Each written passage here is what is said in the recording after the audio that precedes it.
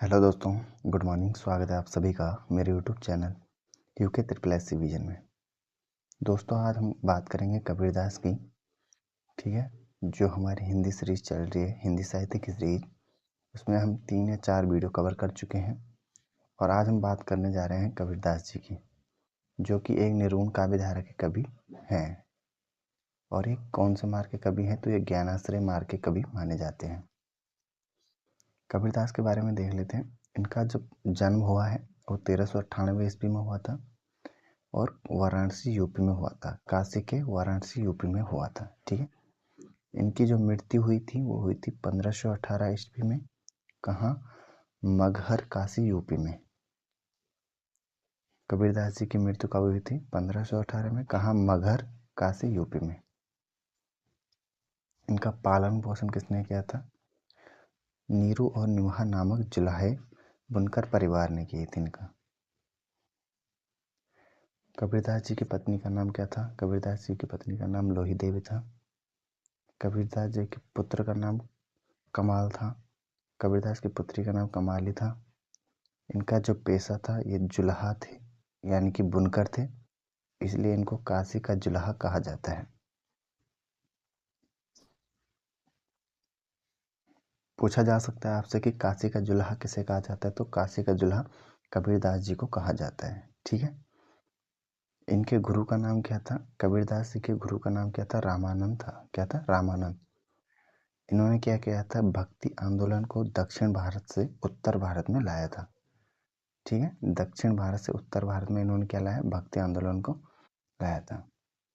इनको जो प्रसिद्धि प्राप्त हुई है कबीरदास जी को, वो हुई है निर्गुण काव्य धारा के प्रतिनिधि कवि के रूप में।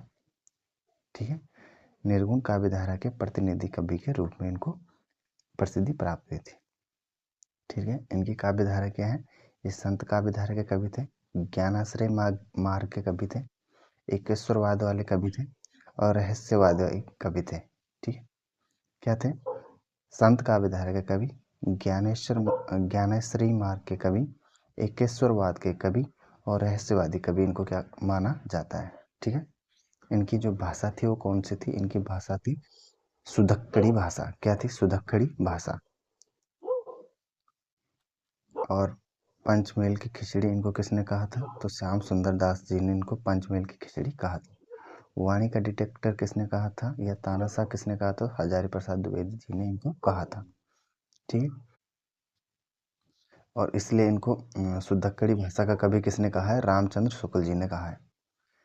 नेक्स्ट पॉइंट है पंचमेल की खिचड़ी इनको किसने कहा था? श्याम सुंदर दास जी ने कबीरदास को पंचमेल की खिचड़ी का क्या दिया था? नाम दिया था। और कबीरदास को वाणी का डिटेक्टर या तानाशाह किसने कहा था? तो वो कहा था हजारी प्रसाद द्विवेदी जी ने। ठीक है, हजारी प्रसाद द्विवेदी जी ने कबीरदास को क्या कहा था? वाणी का डिटेक्टर या तानाशाह। ठीक है, बात करते हैं कबीरदास जी की रचनाओं के बारे में। ठीक है, इनकी रचनाएं हैं साखी, सबद, रैमिनी और बीजक। ठीक है, और इन तीनों रचनाओं का, साखी, सबद और रैमिनी का, इनका संकलन किसमें मिलता है? बीजक ग्रंथ में मिलता है। ठीक है, पूछा जा सकता है कबीरदास की रचनाओं का संकलन हमें किस ग्रंथ में देखने को मिलता है? तो कबीरदास की रचनाओं का संकलन हमें बीजक ग्रंथ में देखने को मिलता है। ठीक है, यह धर्मदास अनुसार है। ठीक है, कबीरदास जी की रचनाओं में ठेठ शब्द का प्रयोग हुआ है। ठीक है, इसी कारण हजारी प्रसाद द्विवेदी जी ने इनको क्या कहा है? वाणी का डिटेक्टर कहा है या तानाशाह कहा है।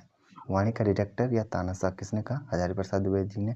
क्यों कहा? क्योंकि इनके शब्दों में ठेठ शब्द का प्रयोग मिलता है इनकी रचनाओं में। ठीक है, कबीरदास जी क्या थे? अनपढ़ व्यक्ति थे, वो पढ़े लिखे नहीं थे।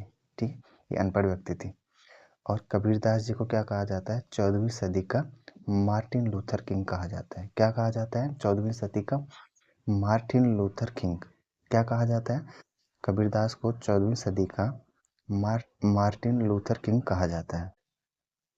कबीरदास जी भक्ति काल के कवि थे, धर्मनिरपेक्ष कवि थे, एक किसी धर्म को नहीं मानते थे। ठीक है, धर्मनिरपेक्ष की बात करते थे और एक कुरीतियों आडंबरों का क्या करते थे? विरोध करते थे।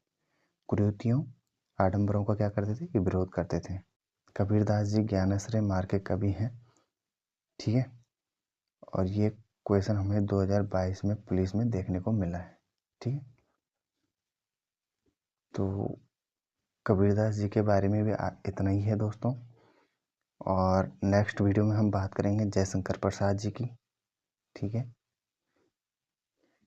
तो आज के लिए इतना ही काफ़ी है और